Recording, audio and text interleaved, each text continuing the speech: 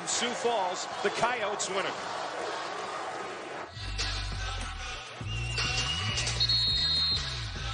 Welcome to Champ Week, presented by Principal, and we are excited to have you here in Las Vegas, Nevada, in the Orleans Arena, the side of the West Coast Conference Championship game. Today's title game featuring the 4-seeded Portland Pilots and the 2-seed San Diego Toreros, and this is how they got here. The upset of the tournament. Gonzaga's played in the WCC tournament final 11 of the past 15 years, but Portland knocking them off on a last-second shot yesterday, and San Diego beating Pepperdine by 15 points yesterday. So two teams that were slated to be 8th and 10th before the season started are playing for a trip to the big dance today. Dan Hughes alongside Elise Woodward, and we are underway. The Portland Pilots in the all-black unis with the purple numbers, and San Diego in the whites with the light blue trim. And you can see right out of the gate, San Diego is a defensively grounded team. They're going to disrupt, look for steals, and turn off defense into offense. San Diego, the defensive team, as you mentioned, one of the best in the nation at takeaways, 11 steals a game.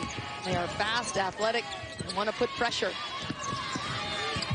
nice take to the hoop for the first bucket of the game. That is Sydney Hunter. Yeah, this is an athletic San Diego team. If they can get closeouts, by closeouts I mean players defensively approaching, they can go by and get into the lane. Immediately sending that pressure up, the full 94 feet. Yeah, we're going to see a lot of full court pressure today out of scores and out of dead balls on the baseline. This is a very good offensive team. The Pilots have the ability to move the ball. They're very efficient. They're not heavily grounded in three, but boy, they are good in the lane and with mid-range twos. The lone senior for Portland, ball in her hands, gets stripped though. A takeaway for the Toreros. They push it ahead with Jordan Edwards, who circles back. Yeah, you're going to see multiple defenses out of Portland. They're probably grounded in zone, although yesterday, at least, we saw them play a lot of man in that win over Gonzaga. It was an incredible game. Portland trailed by 20 points, 29-9 in the first half, and then roared back, trailed by just 4 at halftime after changing defenses from a zone to a man, and won on a last-second shot by the birthday girl, Haley Andrews, getting it done. That is first year head coach Michael Meek. What a fabulous job that he has done moving up from D3 George Fox University, a small school in Newberg, Oregon. He is an Oregon native, longtime high school coach, multiple state championships at Southridge High School. Yeah, he came up to practice at Seattle last year, and he was telling me about taking this job, but he's won every step of the way from high school now to Portland. Takeaway there by Maya Pace, kicks it ahead to Patricia Grossman, and she's fouled. There is Cindy Fisher, the head coach of San Diego, her 15th season. Played in the big dance back in 2008. And had a really rough year last year in terms of injuries. Won just 2 games in the WCC, had 5 season-ending injuries. And the team ended a shell of what she expected it to be. This team played here in the WCC Championship back just 2 years ago in 2018. Well, she likes her team. You know, you can tell she's grounded in defense, and this team gives her defense in multiple aspects. You're seeing them go into full court here. They are so good at being disruptive. A lot of deflections, a lot of steals. San Diego's defense flying around, this time flying at Andrews, and she splits the defense but cannot finish with the left. Yeah, keep an eye on that move right there. That's like an example of the game winner she had yesterday against Gonzaga. It was like a deliberate Euro step where the defense paused with her, and then she just got a floater in the lane to drop with 3.6 seconds to go yesterday to put Portland ahead by 1 point, and that was the game winner. Shot rimming out by Madison Pollock, the senior out of Snohomish, Washington. And trying to go down low to Alex Fowler, the outstanding freshman for Portland, but that pass trails out of bounds. Yeah, and you're going to see Portland pick up. You're going to see a lot of full court situations. Portland is a team that plays out of a zone, but they do get takeaways. Heavily steel-guarded defense. and they'll try to get it in this full court pressure. Portland already with 4 turnovers forced. Or excuse me, San Diego with 4 turnovers forced. With big 3 for San Diego. You know, if they shoot the perimeter shot, along with what they get out of their defense, that takes their offense to another level.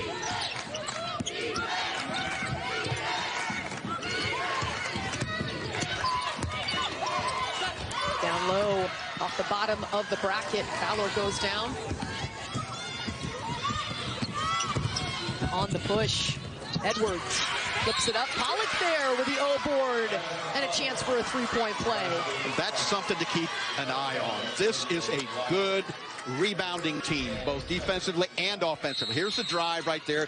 The hardest thing for a defense and for Portland to do is to check out in transition defense. That's an example how... Before the season began, they're under first-year head coach Michael Meek. Haley Andrews was an outstanding freshman for the Pilots a year ago, the Australian native out of Townsville, Australia.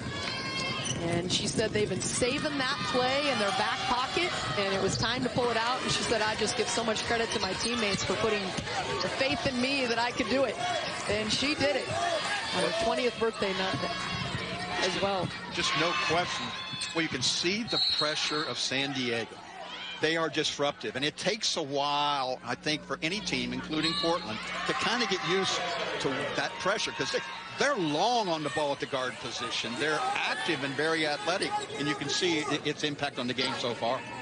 San Diego is pitching a shutout 3.5 minutes into the title game. The winner heading to the big dance for San Diego. They have not been since 2008. For the Portland Pilots, they have not played in the NCAA tournament since 1997. So both programs looking to break through. Maya Pace kicking it out. Edwards into lane, but denied. Yeah, good possession for Portland. You can really see their defensive strategy is to congest and make them score over top. Wide open underneath is the outstanding freshman, the WCC freshman or newcomer of the year, Alex Fowler. Yeah, Australian connection right there. I am telling you, those two play together harmoniously. Jumper is short by Hunter. Edwards thinks about it, kicks it to Pace, the lefty off the front rim. Yeah, Pace, about a 30% three-point shooter. Doesn't take a lot. She is so good at penetration with her length. Here's a 3 ball. No good, but that is their best three-point shooter, Maddie Mulheim. Hit 9 threes against San Diego a year ago, so Torero's well aware of the damage she can do. Pollock with the jumper, too strong. And the guard, Andrews, pulls it in. Yeah, you're going to see some great examples of perimeter rebounders in this game. Both teams have high numbers of guards that rebound the basket. Slipping into the hoop, little up and under by Andrews. Boy, clever. She's got that footwork that seems to be born into most Australians. They all have that move. They must teach that in grade school there. But just really clever at creating angles and finishes. Plays at her own pace. Underneath. This is Brossman nearly tied up, and she loses control, and it's Portland with the takeaway. Yeah, both teams showing defensive awareness early, and it's really a story about defense here early. Trying to get it down low, but Brossman taking it away. Well, you watch Pace with the ball. Now, the length of her, if she gets in the lane, it's like guarding a post player. She has finishing ability and very good north-south direction. Pollock left open, free throw line jumper, too strong. And here's Andrews, the defender on her hip, and she finishes looking for an and one. Yeah, and boy, just great body control. Her eyes never left her target. If you watched her, it was on the rim the whole way. A 6-0 Portland run. Remember, they dropped down 29-9 yesterday in the first half against Gonzaga. Didn't show any signs of worry and battled right back. Looking at tie here, 4-on-1 break. And Andrews with a fake and a finish. Well, just makes the right play time after. Things up here against the Toreros from San Diego. 3:26 to go in the first quarter. Haley Andrews, the 5'9" sophomore out of Townsville, Australia, getting it done, putting the team on her back.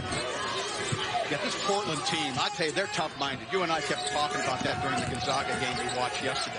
They are tough-minded. Now an 8-0 run after an 8-0 start in the wrong way. Off the bench now and into the game is the Brazilian, Leticia Soares. She had an excellent game, really coming on strong here to finish her senior season. 6'1" forward out of Rio de Janeiro, Brazil. Had 19 points and 5 rebounds yesterday against Pepperdine off the bench. And here she is inside, trying to split the defense. Instead, will be called for the offensive foul.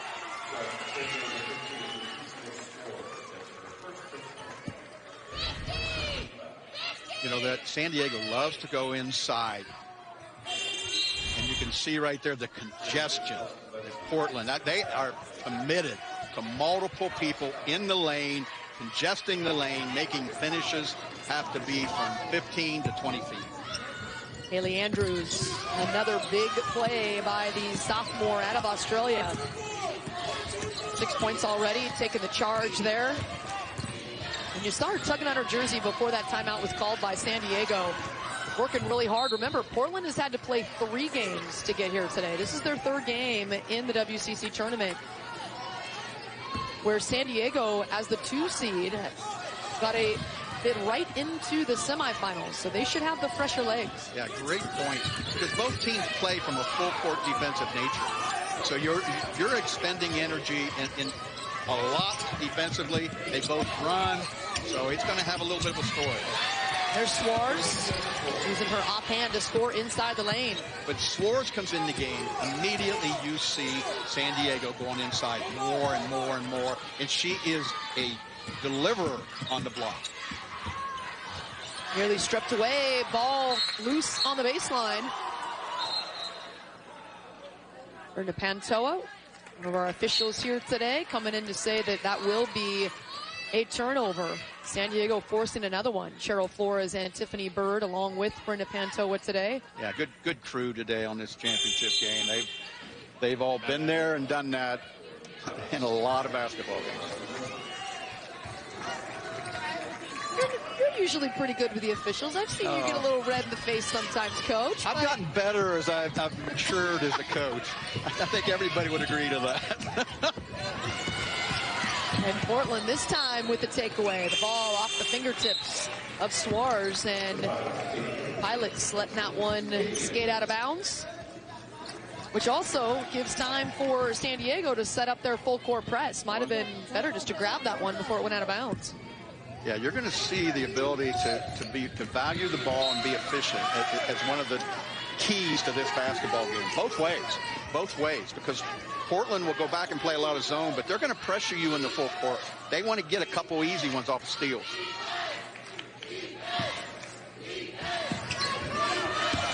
San Diego does not use a safety in their press. All 5 players in the backcourt pressuring, but Kate Anderson, the lone senior, able to break that, but picks up her dribble. Dangerous spot to be, and she drags the pivot foot for the turnover. And you have to realize the length of the guarding for San Diego. San Diego's guards are long. And all of a sudden you pick up a dribble, man, you've got length all around you. It is not easy. You want to be able to pass and move and not leave yourself in a position where they can ball pressure. That is the 9th turnover forced by San Diego's defense, making Portland uncomfortable in their half-court offense. Here's Pace, the lefty, going right, can't finish. And a foul call, looks like that'll go against Pace. It does, over the back. And that is her first. You can see both teams kind of looking for their offensive rhythm. I think they both have climbed into what they want to do defensively very fast. But offensively, they're both still looking for that consistency to play against each other. So Haley Edwards getting a breather. Anderson moving over to handle the point guard duties. Cross-court pass to another Australian. This is Kelly Frawley. And the basket counts and one opportunity. Frawley doing a great job. Now watch the closeout here. And she was able to get into that position. And I'll tell you, that's not a bad defensive setup for Pace right there. Well, the problem is for Maya Pace is that she just was called with her first personal on the other end, coming over the back and then trying to take the charge. That's her second personal, and she is the leading scorer, or the best in the nation defensively at the takeaway. She had 19 points yesterday with 6 boards and 3 steals versus Pepperdine in the win. She is their go-to player, and she is having to take a seat on the bench. Yeah, you make a great point. I'm not sure there's a better defender at the point position in women's college basketball.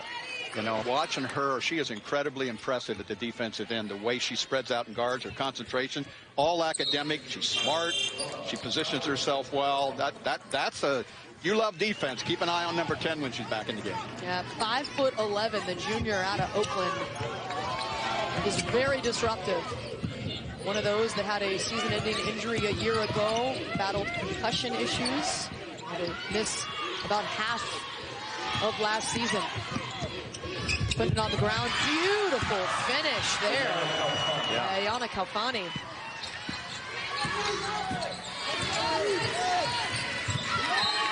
And another turnover force. Now 10 takeaways by the San Diego defense. Yeah, that's a big story because this Portland team is incredibly efficient offensively in the half court, but they're not getting those multiple opportunities that they're used to. Jordan Edwards taking over the ball handling responsibilities with Pace on the ground, or on the bench. And here's Edwards from the corner, rimming in and out. And Alex Fowler pulls down the board. And another takeaway. This one by Hunter. Pull-up jumper. Too much on it. And it will be a tie-up. You can see the body language right now by Portland. They are frustrated. Yeah. I happen to catch the bench, too. And, you know, as a coach, when you have turnovers in that area between foul lines, it can just... you just feel helpless. Like, oh, gosh. But I'll tell you, I expected a little bit of time for Portland to adjust. But I think it's about time they climb into what they want to do offensively. It's going to be a problem. To end the quarter, Edwards can't get it to go. And had them at 12 overall and a 3 seed, and that's just a long way to fall with one loss. And they were at 12 even after the Campbell injury, and even after they lost their only other WCC game. So I think they're still going to be a host. But it impacts, obviously, the WCC in that they get a second team in. And by getting a second team in, you mentioned Boston College, that's the team that for a day was in the field and then comes back out of the field, because now there's 2 teams from the WCC that are in. And when those kinds of situations happen, and we've got a few more coming up later this week, at-large spots start to shrink. Yeah, Boston College was rooting really hard for Gonzaga. It didn't happen, but Portland getting a big upset yesterday. And we are here. The winner of this game will head to the big dance. What about the number 1 seeds, Charlie? It seems like, for me, Oregon and South Carolina, along with Baylor, are maybe a step ahead of the other number 1 seed by a tick. But I think those 4 seeds seem to be pretty set in stone, or are they? They are. I think they are. And I think at least from the first 3 you mentioned, South Carolina, Oregon, and Baylor, it's been that way for a long time. I think you can make a case now for Maryland to be at that same level. I think we've kind of thought about it as the big 3 for most of the season. But the way Maryland's played down the stretch, and Baylor losing to Iowa State on Sunday, kind of creates a little bit of conversation around, is Maryland as good as the rest of that group? Well, you know, it's interesting to me because, and I'll just say, UConn to me is a pretty good basketball team. And there's not much discussion that I'm hearing about them as a number 1 seed. It's kind of like these 4 and this is it. But I'll make a case for UConn. The team I'm seeing playing right now is escalating, and they only got 3 losses, and those are all number 1 seeds. Well, I think that's the I think you're right, but I think that's the issue with UConn being a number 1 seed, is that they've lost to those other teams. And so there's no way to knock one of them out. I mean, they didn't lose to Maryland. They didn't play Maryland. But if you make the case, this is all bracketology granular stuff here, but if you make the case that Maryland's now ahead of Baylor, that you can't really knock Baylor out of that fourth number one because of their decisive win over UConn. Because UConn would be the next team in line to jump to that one line if that were the case. Leticia Soares picking up the personal on the charge. That is her second, so a little danger zone there. So what's the biggest thing you're looking for here as tournaments wrap up over the next weekend? Well, this week sort of shifts to the bubble. Last week, when you're talking about the Power 5 conferences for the most part, you're dealing with top 16 and being able to host. You're talking about battle for number 1 and number 2 seeds. Now we're into the tournaments like the WCC. The Summit just finished up. South Dakota beat South Dakota State, so no bid stealing there, but it was close. In the MAC, well, I was going to say in the Ivy League, but now the Ivy League has canceled their tournament, so Princeton will go in as the only team from the Ivy League. But it's leagues like that have a team that's definitely going to make the tournament, but if they don't win their conference tournament, then they get an extra bid, just like we saw what happened with the WCC here. And here's the &1, known as a three-point shooter. Taking it in the lane is Maddie Mulheim for the &1 opportunity. Well, in a good progression, I think, for Portland. You know, you've got San Diego really spread right now. And the ability to create penetration off the bounce could loosen some of the difficulties they've been having running offense.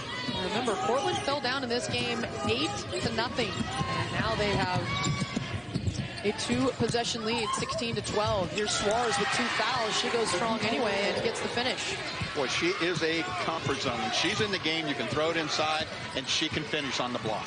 And she has been coming on strong, averaging 14 points per game over her last 7. Down low to Fowler. She's been pretty quiet in this one, but gets the lefty to go off glass. Well, keep an eye on this freshman, number 12. Multiple ways she can score. Multiple ways she can impact the game. And that's just an example of one of them right there. Remember, Maya Pace with 2 fouls. They're coming back on the floor. Number 10 in white. Number 10 in black. Trying to kick it to Frawley, and it kicks it off the shoe of Frawley and then out of bounds for yet another turnover. That is their 12th. I got a feeling Michael's going to have a couple things to say about ball security at halftime. You can see him right there.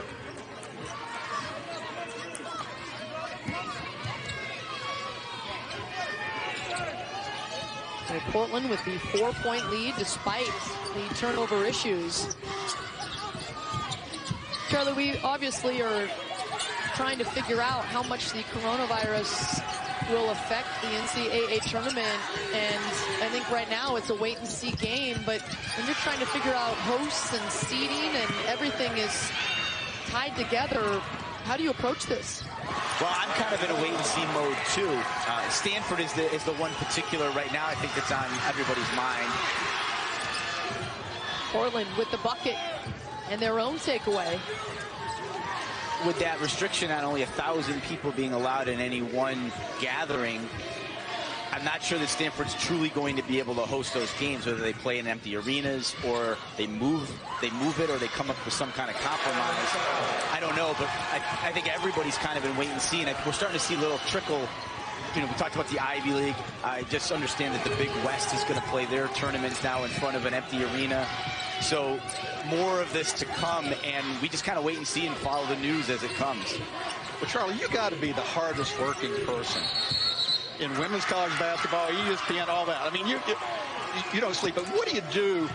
I was asked to take, that's Getty Lee and Alex from Rush right there. They played our building in San Antonio. They asked me to take them golfing the next day, and boy, did I jump on that, even though I can't golf a lick, Charlie.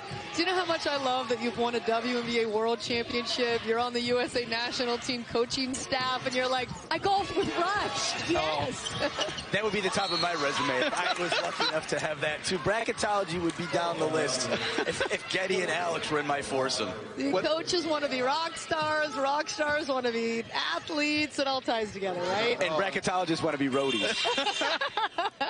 Well, there's time. There's time for all of us. You know, that's the way I see it. Well, that is great, Charlie, because I tell you, you do a great job. I'm going to pay a compliment. I always just hang on.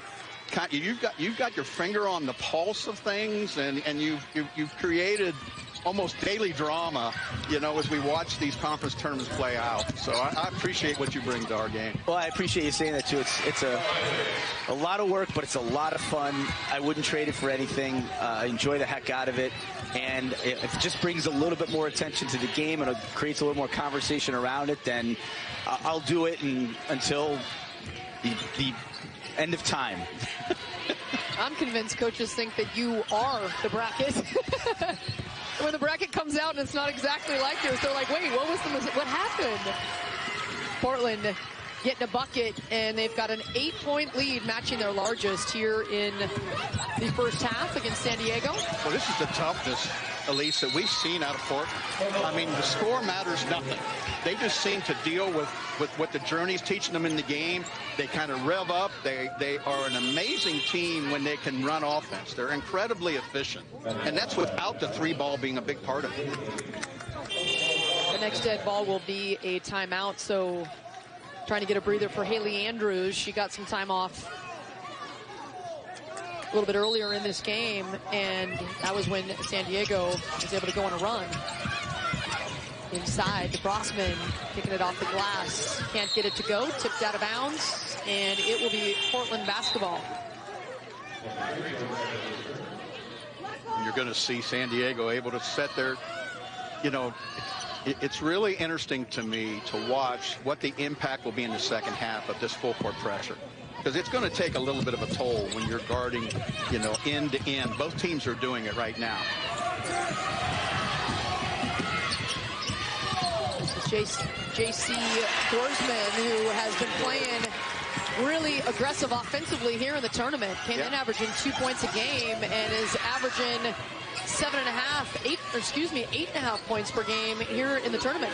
There's always seems to be an example of a player who steps up in a championship or tournament run. She's the example for the Pilots.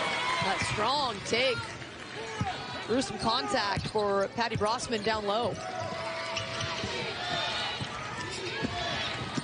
Here's Fowler, one of the best freshmen in the nation, trying to kick it down low to Lauren Walker, but too much on that one, and we come to a timeout. Every year picked to win the NCAA tournament. This has been a little different year for them, but do not count them out. You know, with Brooks and Anthony, maybe they amp it up. Maybe they see a second life. Maybe they see a path to the NCAA tournament this way. So hang on, Tar Heel fans. It's not over yet. What a season for Florida State. Duke, the 4 seed, Florida State, the 1 seed, and the defending national champion Virginia Cavaliers sitting there at the 2 seed in the ACC. Should be interesting how that all plays out. It'll be a good one. And talk about a good one. We got a good one going here. Yes, we do. Down low again to Soares. And she is fouled on the ground.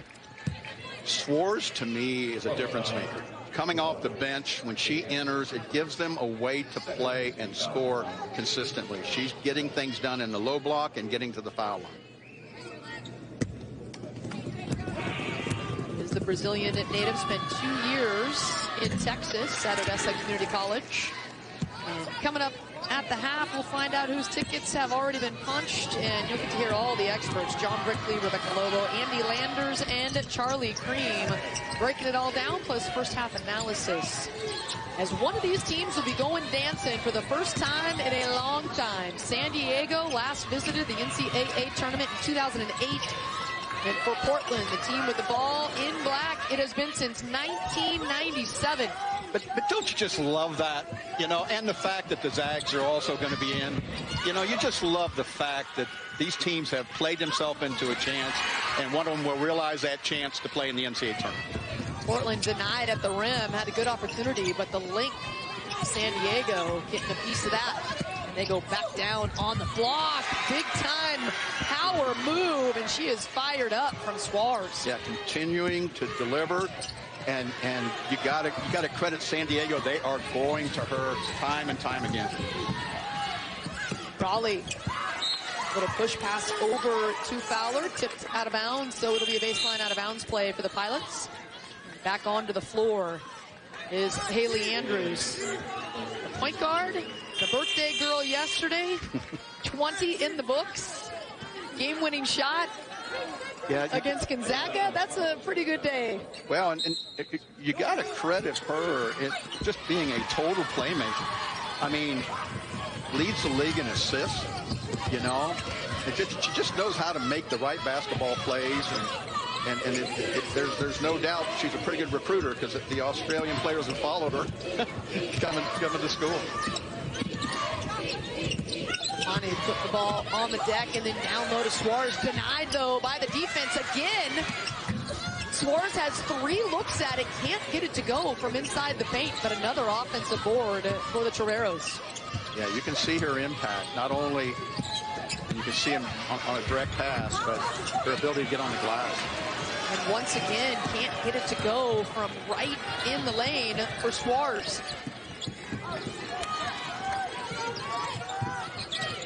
Here's Fowler going back at Soares the other direction and finishes. Fowles is so good as a perimeter player that posts. I mean, she does a lot of great work on the block. Oh, to take the bucket off the board, Sydney Hunter, the 6-foot junior, thought she had a 3-point opportunity when the whistle blew. Instead, she is called for too many steps. You can see Cindy right there. You know, not necessarily probably agreeing with the call, but at least she knows she can get her defense on. And boy, has her defense been disrupted. You know, think how efficient Portland has been when they haven't turned it over. But they have turned it over. And that's been part of the story here right now. But they've also found a way to accumulate a 6-point lead. 13 first half turnovers for Portland, and yet they have a 6-point lead. Fowler looking to spin, kicks it out. 4 on the shot clock. Have to hurry. Here's Fowler. Gets it off in time, off the rim. Loose ball, but it's picked up by Hunter. Yeah, Hunter, great job going to get a loose ball. Now playing transition. And she just loses that one out of bounds. Looked like she was trying to cross over. Just can't grab that ball. And it scoots out of bounds for the turnover. There's going to be a lot. I think both coaches are going to have an opportunity at halftime. You know, they both are finding out things about this game. They know who they are. The journey of the season has taught them who they are, but this game has a uniqueness about it. And the ones that I think maybe reach the players at halftime might tell the whole story of success in the second half. Fowler one-on-one, pulls up and then kicks it over to Frawley. She can't finish. Boy, and that's a great pass. You know, that's the one thing I'd like to see in Fowler's game. Only a freshman. She does so many things well. If she can add the playmaking ability to what she's already doing well, she's going to be one of the best players in the country at a very young age. 3 Aussies on the floor for the Portland Pilots. They're all starters. A young group, 2 freshmen and a sophomore from Australia here on the floor. And a pretty up and under move for Brossman, the 6-foot senior out of Berlin, Germany. And you can see Coach Fisher doing a good job of imploring the team to go inside. And inside has been effective in this second quarter for San Diego. Fisher, the WCC Coach of the Year, picked to finish 8th in the conference before the season began. They finished 2nd. And Michael Meek, a very deserving candidate as well, picked to finish 10th in the conference, and the Pilots finished 4th. Yeah, just great stories. You know, the preseason, here's where we see you, but the journey of the season has taught both teams that they have the ability to be very good. Would have been good if it went, and the Jordan Edwards take rimming off, but she gets fouled in the act. She'll have 2 free throws here, 6 seconds to go here before intermission. On Monday, we'll have the exclusive live announcement of the 64-team NCAA Women's Championship field again this year. We will break down every team and every matchup in each region. That's 7 Eastern, 4 Pacific on ESPN and the ESPN app. And then if you want a bonus hour, just head on over to ESPNU. Coverage at 8. Oh, I want that bonus hour. I want that bonus hour. Yeah. I'm with you. I am too. You know,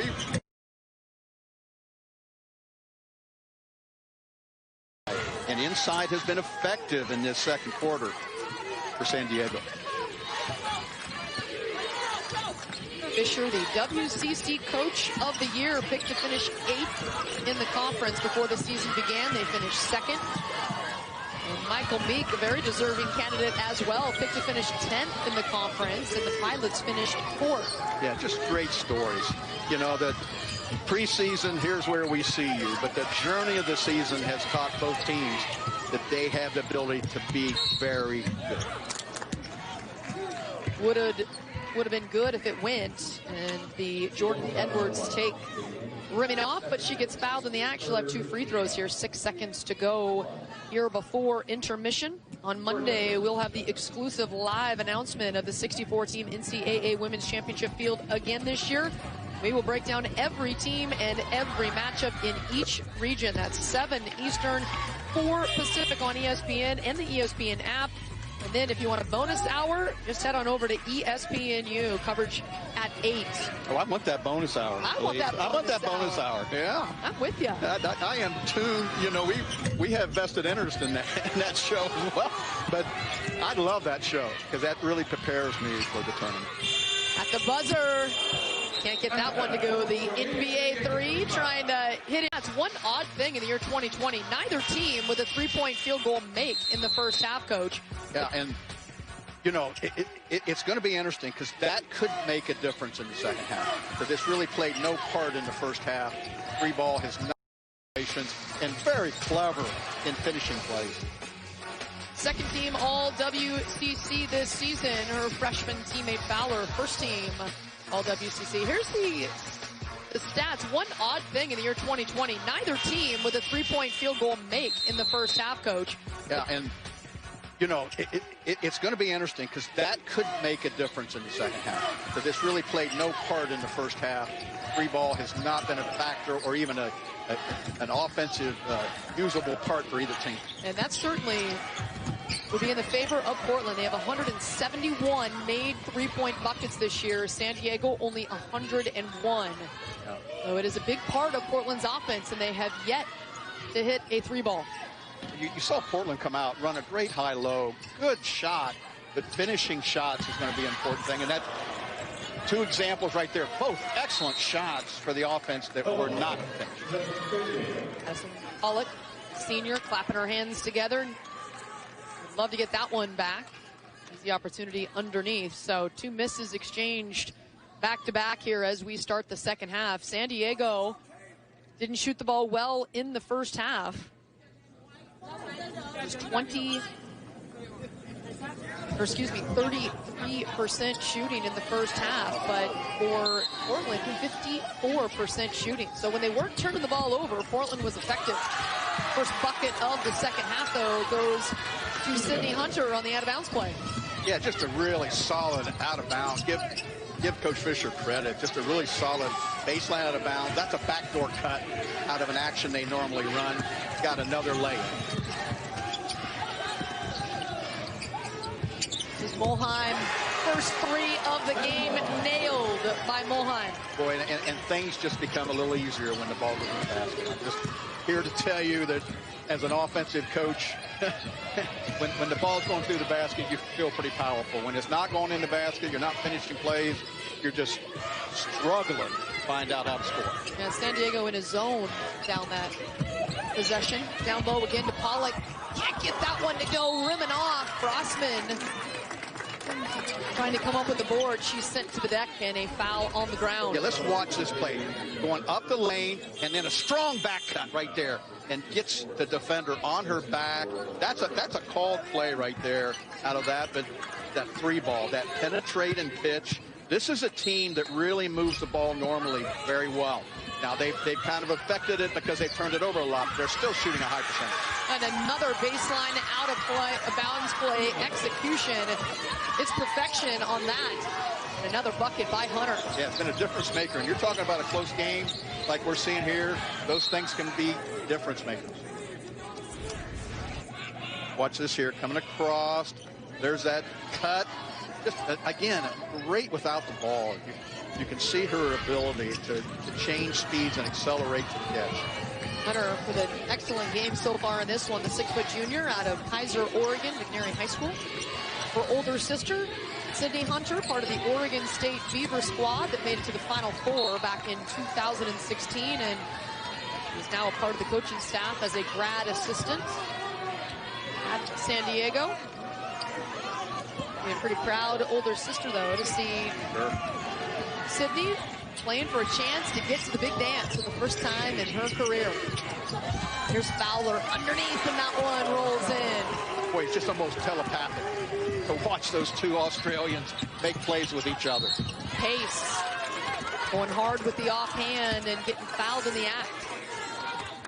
Watch the connection between Andrews and Fowler on that cut. Not only does she see it, she puts the ball in the right position for the finish. That's Sue Bird-like. The two from Townsville, Australia. Andrews, the sophomore, Fowler, the freshman. They have changed this University of Portland program. Bill Sorensen, the coach last year, recruiting Haley Andrews. She was a freshman last year.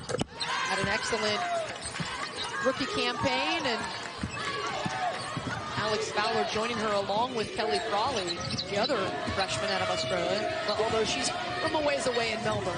You know, and we've discussed this a little bit, and I'll bring it up. It just seems to me that freshmen are making more impact in big games this year than any time that I really remember. And here's an example right here with Fowler's impact on the Pilots. Legal screen is the call. I believe that one going against Fowler, and that is her second.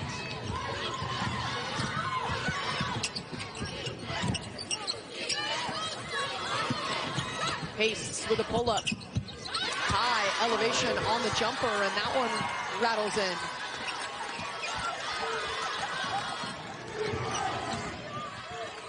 Pressure continuing here in the second half. We are tied at 33. It was San Diego who busted out of the gate for an 8-0 run to start things off, and then Portland went on a run of their own. It has been tight since that point. Boy, and just a game of streaks, you know, answered, delivered, and answered again. San Diego with the ball in their hands. Down to their super sub off the bench. Soares is denied. And then Edwards takes it away. Another turnover forced by the Toreros defense. With a perimeter length. Soares stepping out of the block. Hey, I got range. Yeah, she knocks down the jumper right in front of her bench, turns around and points and says, that's what I'm talking about. Thanks for cheering me on. Oh, I think she could be a difference maker in this game. You know, and she's showing you a little bit of it there. So she points to the bench because she knows they have her back. The Toreros forcing the miss. 6-0 run by San Diego, make it an 8-0 run after the finish by Jordan Edwards, and momentum on the side of USD. Edwards' mobility, not only with the ball as we just saw, but without the ball, has been a real story in the second half. Fowler turning with the ball in her hand, and it's Pace running into the ball. That's watch a little bit of the adjustment here. You see that? That's Pace right there at the middle of the zone, almost at a high post catch. So they're putting a playmaker with size to catch the ball there and now distribute from that. That's a really good coaching move, you know, for San Diego. Calls her own number on that one, hits the jumper. It is San Diego with a 2-possession lead here, 5.5 to go in the third quarter. The winner heading to the big dance. Both of these teams have 20 wins on the season. Portland 20-11 overall. San Diego 20-10. Boy, and I'll tell you, since mid-January, both teams have been on an escalating pattern. They have played their best basketball. You know, these coaches have got these teams peaking at the right time. That's why they're in the title game. There's Fowler, pull-up jumper, and that is all net. Fowler is so diversified in her attack. There's so many things she can do to score.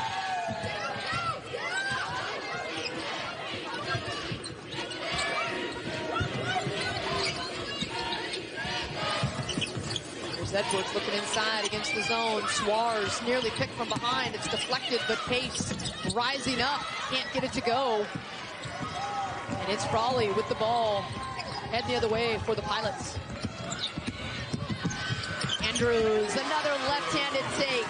Well, she has got that change of pace, acceleration that you see in players like, I coach Becky Hammond. That's Becky Hammond-like. You know, all of a sudden she's going a different speed, and now the ball's at the rim. Portland with a 4-0 run to tie things up.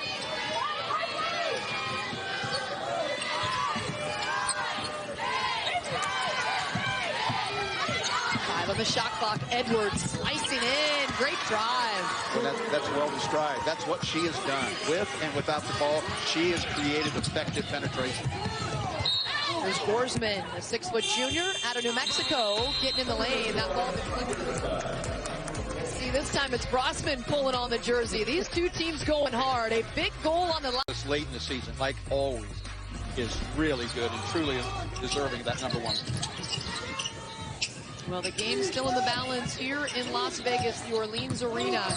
Gonzaga getting upset yesterday.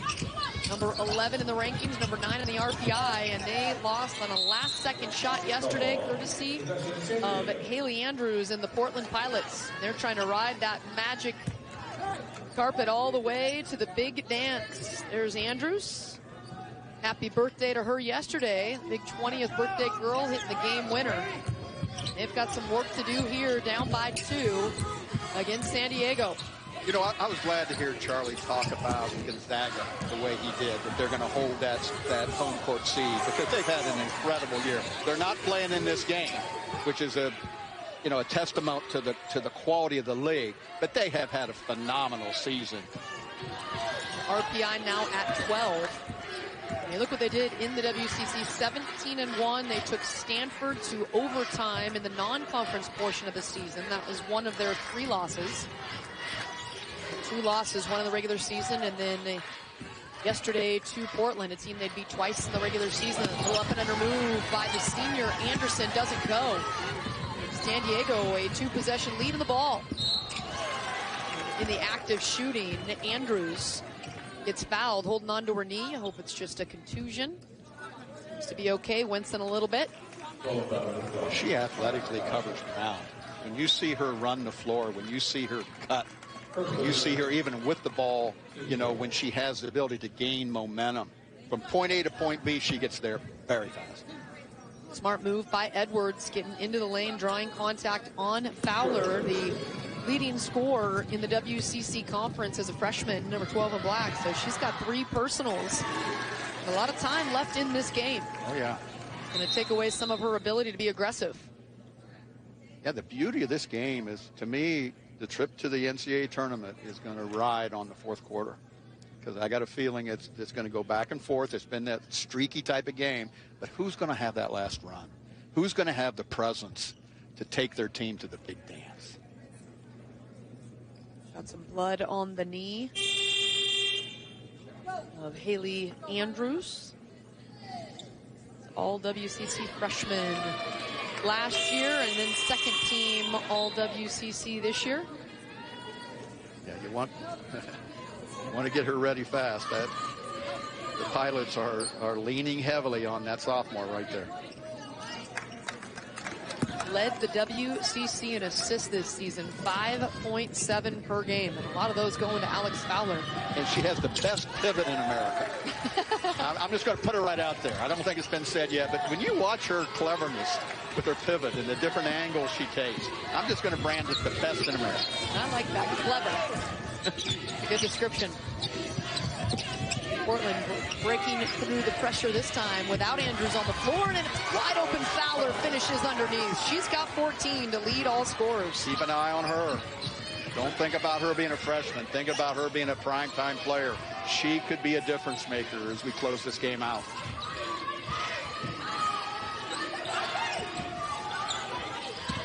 Portland going zone, and San Diego has struggled to shoot from deep, and this time they turn it over. When you're looking right there, you know, the pass is excellent too. You know, to be able to place it, that's what I call a point guard pass. It's just the kind you make, at least, you know. That's right. In your day. Over the top of the defense, and the bucket by Fowler. Yeah. He's 7 of 12 from the floor and has 5 boards to go along with it. Now Fowler in an isolated situation from the top. Getting fouled. She draws contact on Soares. So a good inside matchup between Soares, who's got 12, but picking up her 3rd personal. But it's always interesting to me in games of this magnitude, because it sometimes comes down to me as who's the best player on the floor. Is that freshman right there, number 12, Fowler, that we're seeing shooting this free throw right here? Could she be the best player on the floor? I think it's very possible. Had 22 points and 9 rebounds in the win yesterday. 7 of those were on the offensive end in the upset against Gonzaga. And I was impressed with her mentality. They were down by a point, and she went 2 for 2 at the line with 25 seconds to go to give Gonzaga the 1-point lead. That's clutch. That's clutch. You can see another side out of bounds here. 153. Who closes well? Because we got this streaky game going. You know, who's going to close quarters? Who's going to close the game? It's going to be a big story.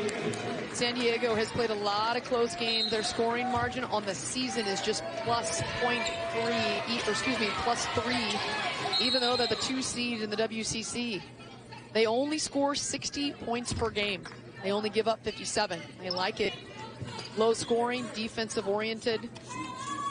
Cindy Fisher has been able to pull the strings in these tight games and come out on top.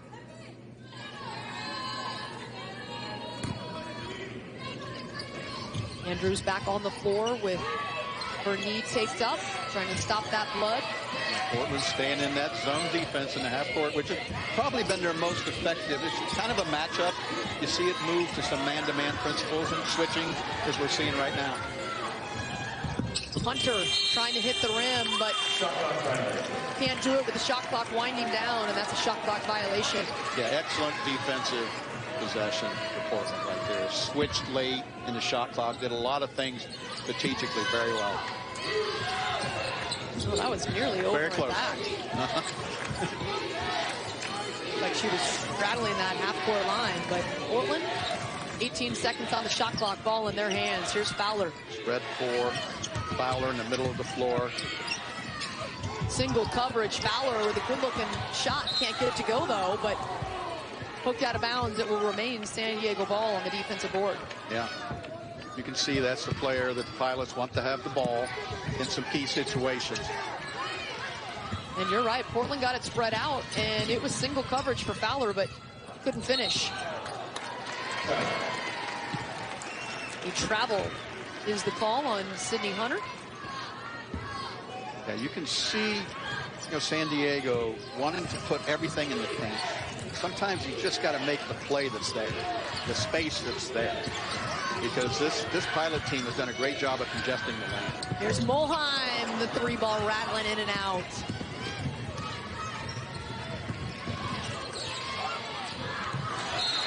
And tapped off of Hunter's leg and out of bounds. So Portland will get it right back.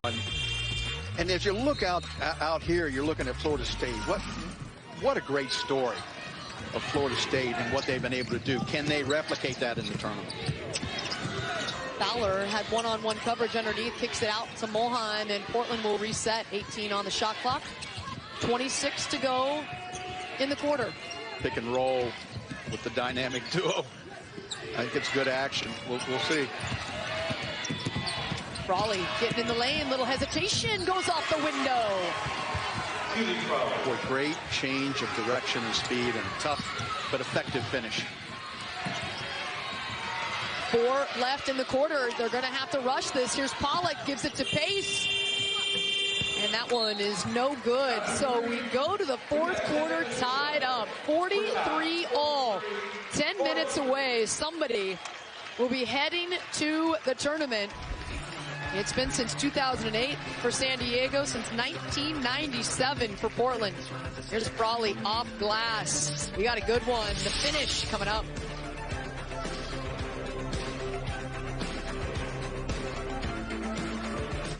Power isn't born, it's built over time.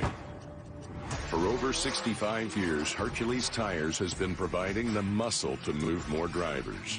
Whatever the vehicle, whatever the terrain, and we back it with a powerful protection plan. So wherever the road or the trail takes you, we have the selection, value, and strength to get you there. Hercules Tires. Ride on our strength. I had a heart problem. I was told to begin my aspirin regimen. I just didn't listen until I almost lost my life. My doctors, again, ordered me to take aspirin, and I do. Be sure to talk to your doctor before you begin an aspirin regimen. Listen to the doctor. Take it seriously. There is a house that stands strong, built on a foundation of fury, grit, and muscle, and home to only a few. Domestic, not domesticated. This is the house of Dodge. Welcome to the Brotherhood of Muscle. With Dodge Power Dollars, more power means more cash allowance. Purchase now and get $10 per horsepower. That's $7,970 on the Dodge Challenger SRT Hellcat Red Eye. Reese's eggs are back, and we hit them somewhere you'll never find. Psych! We put them everywhere. Grocery stores and supermarkets, gas stations and chiropractors' offices, bowling alleys and grocery stores, which we already mentioned. Not sorry, Reese's. You're more than your successes. You're more than your failures. Nasty.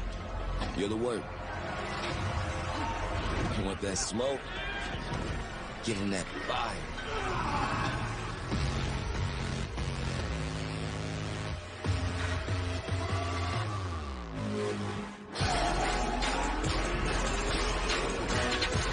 Describe it so well, and it's this situation that we're looking at right here.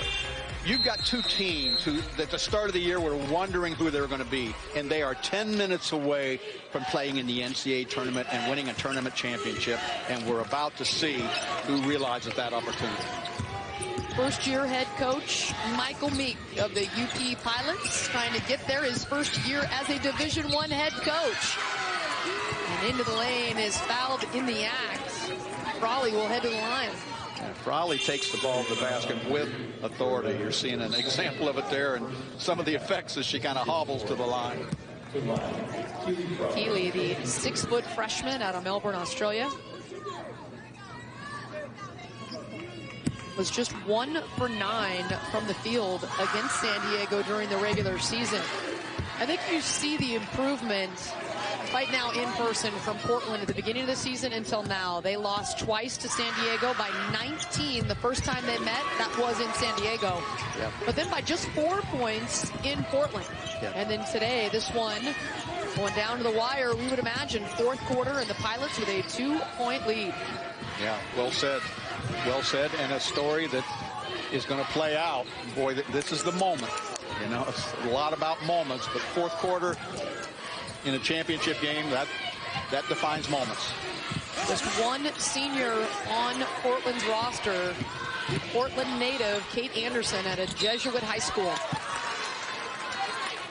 Trying to be the leader for just a bunch of little freshies out on the floor. And a lot of underclassmen. But one of them, their best player right there, Alex Fowler. Boy, and Pace, I'd like seeing Pace get to the line. I think that is a vehicle for scoring for the San Diego team and for her. And she took the ball to the basket with authority. Soft touch on the first of 2 free throws. She is a 69% free throw shooter on the season. She gets both to tie things up here in the fourth. The pressure extended ball in Andrews' hand. The point guard gets to Fowler. Looks like she might have got away with a travel, but it counts. Yeah, she got it in the goal. Andrews with the ball in the middle of the floor against that press. Boy, that's a pretty effective opportunity. Fowler now 8 of 14. She's got 18 down low, off glass, and bucket for Brossman. Both teams coming out efficient in the fourth quarter. You know, 2 opportunities right there delivered. Rossman only averages 5 points on the season, but she's got 9 here in this one. Boy, and I love good passing. Here's a great example of it right there. Watch here. Recognition on that weak side block. Finish pretty good, too. Portland with 20 on the shot clock. Andrews tees it up. No good, but the O board by Fowler. What? This freshman, there's a lot to like about her. That's a tough rebound. Anderson splits the defense and scores off the window. Second chance opportunities. Getting on the glass. Looking for the answer was Edwards. Soares with the O board, and we are once again tied at 49. Soares has been pivotal for San Diego. Great finish on the glass. Mulheim takes some contact, goes to the deck, and it's Soares with the possession for San Diego. Yeah, I thought that was a good no call. You know, offensive initiated in that situation. Vertical defender playing on. But, boy, both teams have amped it up another notch here. And also, they have played effective with the basketball. As soon as I say that, they turn it over. Edwards felt the double team coming, tried to kick it to Soares. Instead, that one sails out of bounds, and it'll be Portland basketball. You know, this is a game where whoever has the ball last may be the team that finds success in a lot of ways. And so you just want to be efficient. You want to get a shot on goal. You want to make sure you're getting yourself to the line. All those things. Crawley trying to split the defense, loses control of the ball, but a foul on the floor. 2 timeouts left for San Diego, 3 for Portland. We were talking yesterday about how crucial it is to leave at least one timeout in your back pocket for the final minute, and you'd like to have more than that because of the ability to advance the ball in a tight game. Well, I thought Portland really managed the time and score, and I knew you can see both teams, you know, realizing the moment, you know, causing a little pressure. But Portland yesterday, after the Zags had scored, was able to advance the ball, run a common play, and got a big-time finish. And that's the proper use of the time and score and the advancement as part of the women's game that I think the men's game should add, but they haven't yet. But I love that feature. We've had it in the league I've coached for a long time. It's a great feature to close games. The NBA has it, the WNBA has it. Yeah. Women's college basketball has it, the ability to advance. Yeah. Oh, I love it, and I thought it was really used effectively by the Pilots yesterday. Tie score, just over 7 to go. Here's Soares getting double teamed. Kicks it to Hunter. In rhythm jumper is good. Just good basketball. Double teamed in the spot. Great relocation and finish. And the answer. That's the senior Anderson. Yeah, we're seeing some presence of both teams near the basket. Edwards getting into the lane. And the ball will remain with San Diego. Take a look at the hand. I call that PhD, at least. Proper hand development right there. I know you had it in your game. It's the only PhD I'd ever been. Yeah, I knew you had it in your game, but that's just great understanding how to release the ball with proper spin and all those things. San Diego has scored a couple of nice buckets out of the baseline, out of bounds play. This time, they just reset, nearly turned over, and then the foul. Oarsman reaching out, sending pace to the deck. And let's keep an eye on the bonus. Oh, she does. I mean, these players have laid it on the line. Keep an eye on the bonus situation. The ability to play to the free throw line in close games, fourth quarter, with all the fatigue, could really aid. In the women's game, once the team is in the bonus, it takes 5 fouls to get there. No 1-and-1, just straight 2-shot fouls as soon as you get to 5 for the rest of the quarter. Both teams currently at 2. Pace, the lefty out on the left wing. We'll reset, 5 on the shot clock. Edwards trying to break off the dribble and nails it at the buzzer. Just a great one-on-one finish. And now the takeaway.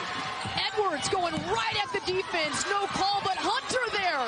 Can't get it to go. Continuing, rolling off. But takes away the possession, and San Diego hitting the 3 ball And now the ball in their hands. What a sequence. It was, and the athletic nature of the San Diego team you saw on full display on that exchange. Brossman at the buzzer. That one off the back of the rim, and Portland able to control the glass. Andrews with the ball right here. You can see this Pilot team. Don't be surprised if you see a two-player game with, and here she comes, Fowler. Going right at the defense for the answer. Boy, great presence, great finish by Andrews. 2-on-3 situation. Pace takes a look, and they will reset. Edwards, ball in her hand, the redshirt junior from Linwood, Washington. Her dad was her coach in high school, won a state championship at Linwood High School. Played with Michaela Pivick of Oregon State, one of the best players in the nation this senior. Look at this, coach. Step back three. It's moments like this, fourth quarter, with the right to go to the NCAA tournament that careers are defined. That's a defining shot, a step back three in that moment. Had to get it off. Looked like it would be a struggle just to get it up to hit the rim before the shot clock expired. Instead, she nails the three ball. Boy, and we expected a close game, and that has truly come to pass. Shot clock winding down again. Can she do it again off the back of the rim? But an O board by the Toreros. Yeah, just a great job of keeping the ball alive. Now they've got another opportunity. And you wonder if Portland's a little bit gassed. They have played 3 games now. San Diego has played just 2. Doesn't hit the rim. And a foul called will be heading the other way. March 16th, that is Monday. The selection show. 7 o'clock Eastern, 4 Pacific on ESPN. The first rounds will begin March 20th and continue on to the 23rd. The regionals, and then the Final 4 in New Orleans. Coach, you will be there. Dan Hughes with Elise Woodward. Dan Hughes, the assistant coach for the USA national team. You'll be in We'll be New training Orleans there. Training. Yeah, come watch us practice. We have an open practice down there. Come see us. So all the big stars will be there in New Orleans. A little split action with Fowler. Andrews had a good look. Yeah. It's the front rim and off, and then San Diego nearly turns it over. Edwards chasing that one down before it went out of bounds. You can see some ball pressure out of the zone right now. That zone often morphs into almost a matchup situation for Portland. Great closeout right there. Hunter, baseline jumper, no good. Andrews looking for Fowler, and it's Soares hustling back to knock that one out of bounds. Soares saved the basket right there. That extra effort to get that deflection because Fowler had hands ready and an open backboard to play to. Soares, one of the seniors on this team, playing with a sense of urgency. Fowler down low, gets it to go. She's got 20. With big-time finish, big-time player. Throw away the freshman mantle. Number 12, Fowler, is a player. Portland known as a great soccer school, multiple national championships in women's and men's soccer. Megan Rapinoe, the star for the Portland Pilots, the last time they won a title. All right, Megan. Trying to make it a basketball school. Year 1 of the Michael Meek era. And they have a 1-point lead here in Vegas. Boy, the ball and the lead right now. And you can see, we're down for 3 minutes to go. This is what you dream about, having the ball in your hand at these moments. Ball deflected out of bounds. It will remain Pilot ball. 13 on the shot clock. 3 minutes to go in a 1-point game. Yeah, 13 on the shot clock. Key baseline out of bounds here.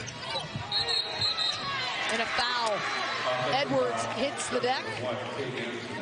And Kate Anderson will be called for the personal, and that is her 4th. The lone senior for the Pilots. Full court pressure here. Bolheim. Got to be careful to get it across, and they do. They get it to Soares. Good presence. Pace with the basketball.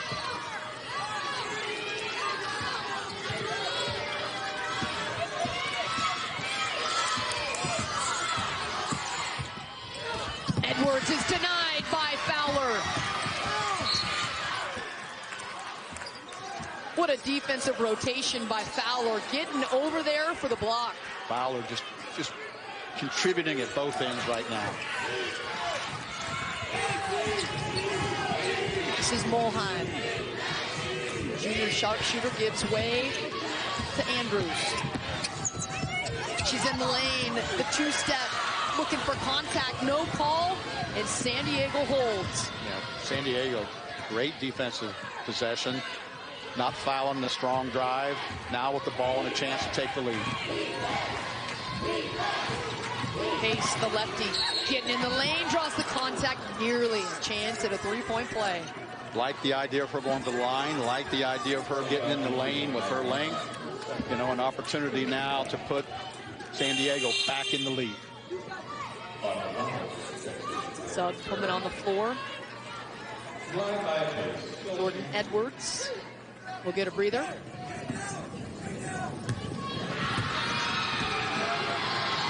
Ramos, the 5'10" senior out of Portugal, on the floor. Well, SportsCenter 6 Eastern after PTI with Sage and Kevin. Adam Schefter takes a look at which teams could trade up for Tua. Plus why the Celtics are having problems in close games and picking the teams that'll clinch a tournament bid tonight. SportsCenter on ESPN and the ESPN app right after PTI. 2-minute warning. You see it in football, but we give it to you here in this basketball game.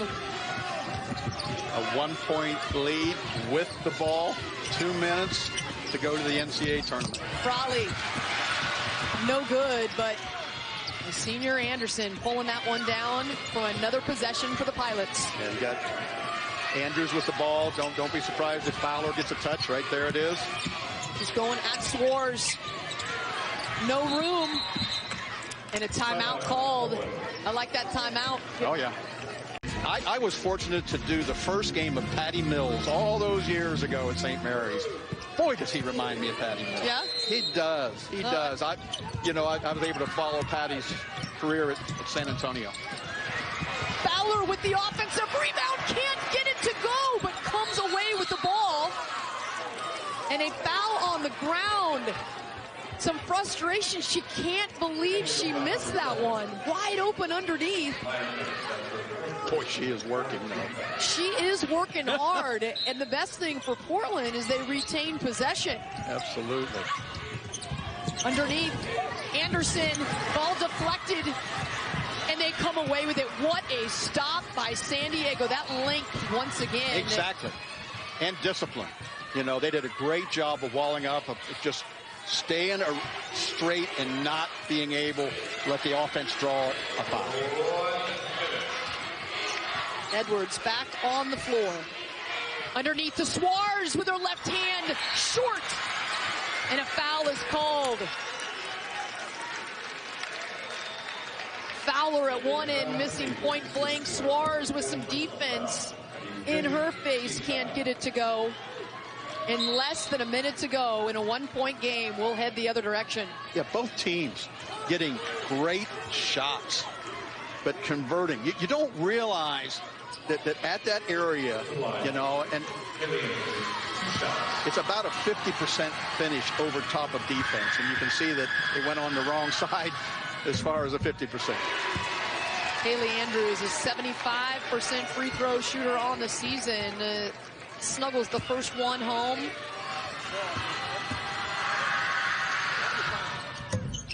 And the second one rimming out. Fowler, huge offensive rebound. Boy, Fowler has been great on San Diego with more seniors. Soares, a senior on the floor right now. Patty Grossman, the German, a senior, number 34 in white. The one senior for Portland on the entire roster, Kate Anderson, with 4 fouls, so she's got to be a little bit careful.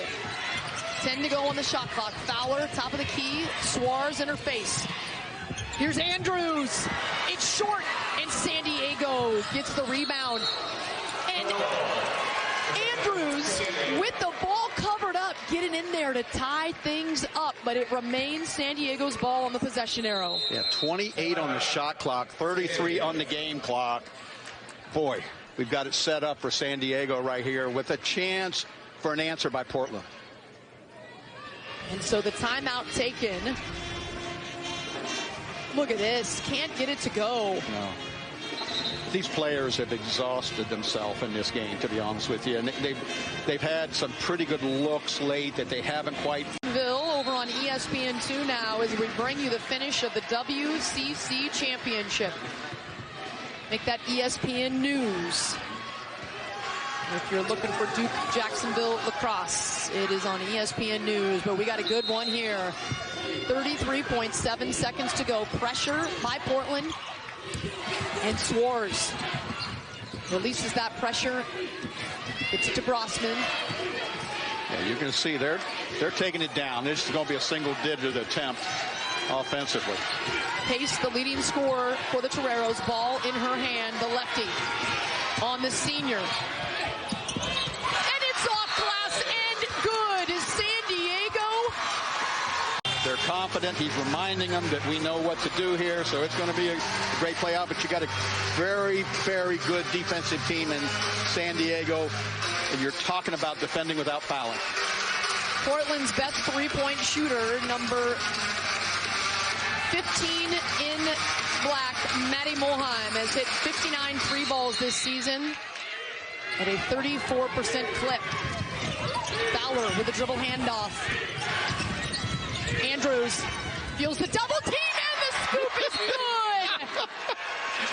And we are 85% free throw shooter. One of the best in the history of the San Diego program. In a situation like this, you don't want to look for the foul, but they pressure squarely on the defense of Portland. They get it to Pace. Contact there, and it's an offensive foul. She might have gotten away with an extension of the elbow on her bucket. Take a look right here. I think it's a good call by the officials from my view. Yep. Well, I didn't see it really extend as much as I thought. You know, from the angle that I saw it, like you didn't see that elbow really go out, but officials are right on top of it. So now tables have turned, but Portland doesn't have that timeout, so they're going to have to play with 2.8 here. You can see them organizing as we talk. Fisher bringing the defender onto the floor. Renata Doso. I got a feeling Fowler can throw the ball, so watch. You know, there's a reason she's taking it out, because you would expect her to be a receiver in a lot of situations. But watch her throw. I got a feeling she can throw. Let's just see. And Maya Pace, with that foul, has been disqualified. Her 5th personal. Here we go. Edwards, did she get it off? She did not. So we go to overtime. Averaging about 12 points a game will sit. We welcome you back to overtime, presented by Buffalo Wild Wings. And it is getting hot in here, folks. Oh, yeah. 5 minutes to define the future. Tap one by Mulheim, getting right at the defense. And fouled in the act. Tiffany Bird, one of our officials here, was Cheryl Flores and Brenda Pantoa. And Portland with a chance to go up first. Maddie Mulheim heading to the line for 2. She's a 74% foul shooter. Yeah, one of their better three-point shooters, but getting to the line, she's also one of their better players at the line. Flips that one up and in for the first lead of overtime. 4 seconds in, wins the tip, and it was almost as if San Diego forgot which way they were going. Hesitated defensively. Yeah, they got transition off of that tip in situations, and it's always, to me, kind of important who strikes first, and we're seeing the Pilots jump out ahead. So no Maya Pace on the floor. The pressure extends for the Pilots. Stuck there, so Cindy Fisher calls the timeout. 15 seconds of overtime in the favor of the Portland Pilots. They win the tip, get fouled, hit 2 free throws, and then San Diego forced to burn their only timeout of overtime due to the pressure. And they've got 4:30 plus to go without a timeout. And picking up the dribble there is Edwards. No pace on the floor. Their point guard, Edwards, slicing in the lane at the end of the shot clock, and it expires. Out of sorts offensively there on their first possession in overtime. Portland a 2-point lead in the ball. Double team coming to Edwards. Crawley kicks it ahead. They cross the timeline.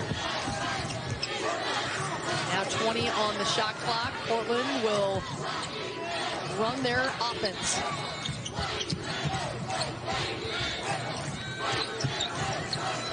Fowler, Grossman on defense. Little fake in the key. She's got to clear it, and she does. 3 on the shot clock. Edwards won't hit rim. Good defense. San Diego really into that play. Big question right now, I think, is who can score. Both these teams have exhausted themselves to this point.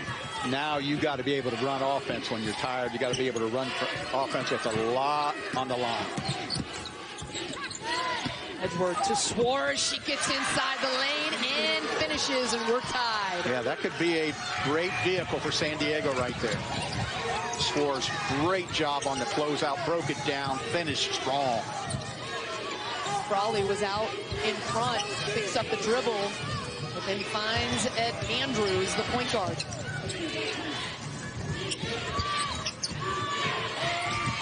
Here's Mulheim trying to feed it to Fowler, and it's taken away by Brossman.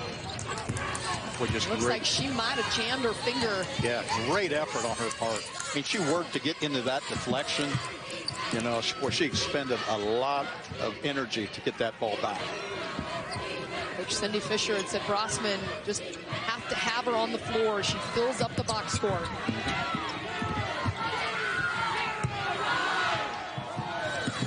There's Brossman, shot clock winding down, can't get that one to go. And numbers for Portland as Soares is down in the backcourt, and she finds Fowler, but poked away. Portland recovers. Andrews. She is fouled in the act and was scoring at a premium.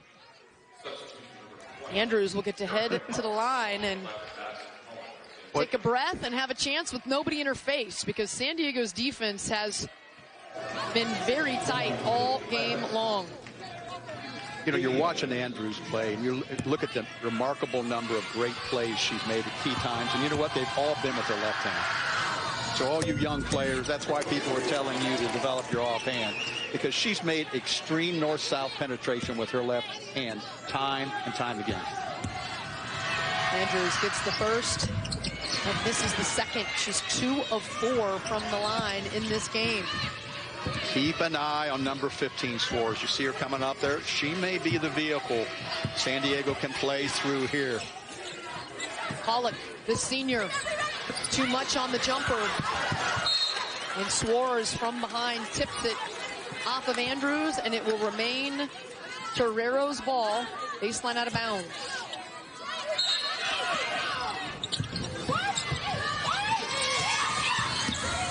Martinson onto the floor. Redshirt sophomore. Erica Martinson calling for the ball. And shuts off the back rim. Looks good. Contact there. And the block is the call on Jordan Edwards. That is her third. It's going to be shots. Cindy Fisher shaking her head. Call that they were hoping would go their way. Contact in the open floor. So Alex Fowler, the leading scorer in the WCC conference this season as a freshman, can't get it to go. Fowler, a 77% foul shooter. Triggers the second and gives Portland a 2-point lead. Mulheim will get a rest.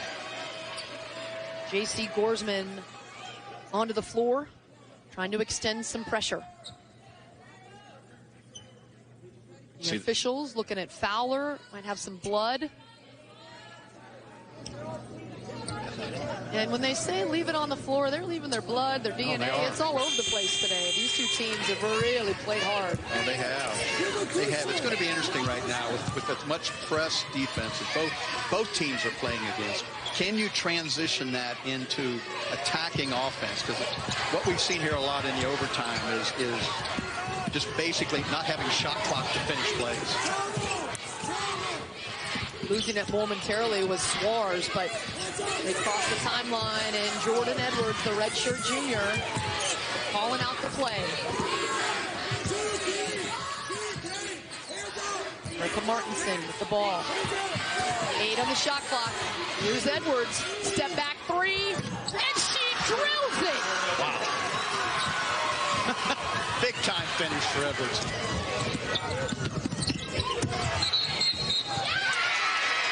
And a big foul as the senior Kate Anderson. And went right up with great knee flexion and delivered a huge 3. And again, Kate Anderson, the senior for Portland, had played a long time with 4 personals. And so she heads to the bench. Maya Pace fouled out earlier. Boy, the trainers blood are on the getting face. Wow. Where's the cut man? We've had 3 different players with blood that the trainers have had to try to fix. Yeah. We're in Vegas. There's got to be some good cut men around here somewhere, right? Yeah. I think they're at work right now, but good trap. Ball up in the air. Soares just gives it up to play. That ball was about 100 feet in the air. I don't know if it slipped out of Soares' hands, but she felt the double team. And then a foul called as Mulheim trying to intercept this. Mulheim going up. And really, Erica Martinson just standing there. Kind of an awkward play. But she heads to the deck. The officials will give the ball back to Portland. Yeah, Portland. But the pressure from Portland forcing that turnover. Absolutely. Down 1. Minute 9 to go. Side out of bounds. This situation. No timeout. I think they know what they want to do. And I got a feeling it's got to do with Andrews with the ball and Fowler involved in the play. Andrews one-on-one on the block, and again. Amazing. Just speaks for itself right there. Her ability to finish plays has been absolutely incredible. So Portland retakes the lead on the Andrews jumper inside the lane. Less than a minute to go. The leading scorer for San Diego on the bench. She has fouled out. Pollock to Soares, and it's off her hands and out of bounds. Still time. Still time. You know, you can see San Diego probably in a mindset to defend. Attacking. They're up 1. They have the basketball. They're looking at an 7.8 second differential. So you're probably looking at the play being established somewhere around 8 seconds. A 3 ball would make this a 2-possession game and less than 30 to go. A bucket would put them ahead by 3, and San Diego is not a great 3-point shooting team, just 26% on the season from deep. Andrews in the lane. Can she do it again? It rolls off with the board. And it trails out of bounds, and San Diego still has hope. Down by a point. Portland had the ball and just had to hang on. No more shot clock, but instead, the turnover forced by San Diego. It's what they do. 11.6 seconds to go. 3/4 court, 11.6 seconds. You know, who will San Diego put the ball in? And right there's the answer. She's delivered time and time again in this game. Edwards on the block. Ball is loose. It's a jump ball. Possession stays with the Toreros, but now just 3.2 seconds on the clock. It'll be baseline out of bounds. Cindy Fisher, the head coach of the Toreros in her 15th season, looking to go back to the dance for the first time since '08. And the game will come down to this play right here.